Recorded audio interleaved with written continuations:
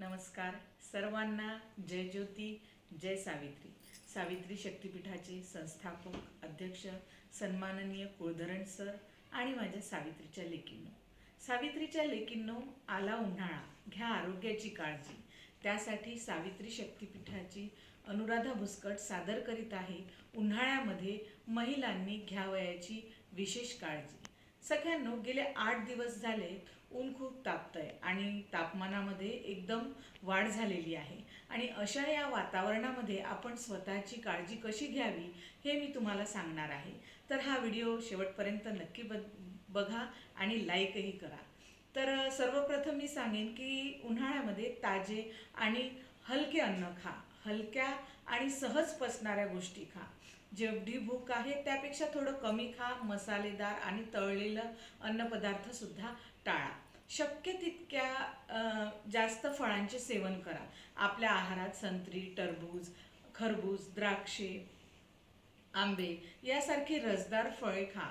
उन्हाळ्यामुळे शरीरातील पाणी कमी होते आणि रसदार फळांच्या सेवनामुळे ही जी पाण्याची कमतरता असते ही सहज भरून निघते। उन्हाळ्यात निरोगी राहण्यासाठी शरीराला हायड्रेट ठेवणे सगळ्यात आवश्यक असते। त्यासाठी दिवसभरात जास्तीत जास्त पाणी प्यावे। त्याशिवाय ज्यूस, दही, लस्सी, ताक, लिंबू पाणी सुद्धा घ्यायला हवे।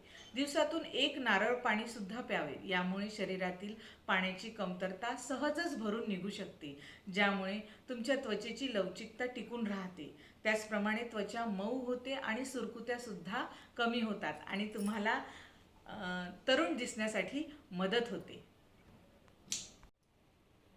उन्हाळ्यात पुरेशी झोप महत्त्वाची आहे। अनेक वेळी अतिउष्णतेमुळे नीट झोप येत नाही, त्यामुळे चिडचिड होते। म्हणून जेव्हा जेव्हा गरज भासते तेव्हा तेव्हा पुरेशी झोप घ्या आणि रात्रीचे जागरण टाळा। खूप वेळपर्यंत टीव्ही, मोबाईल बघणे टाळून पुरेशी झोप घ्या।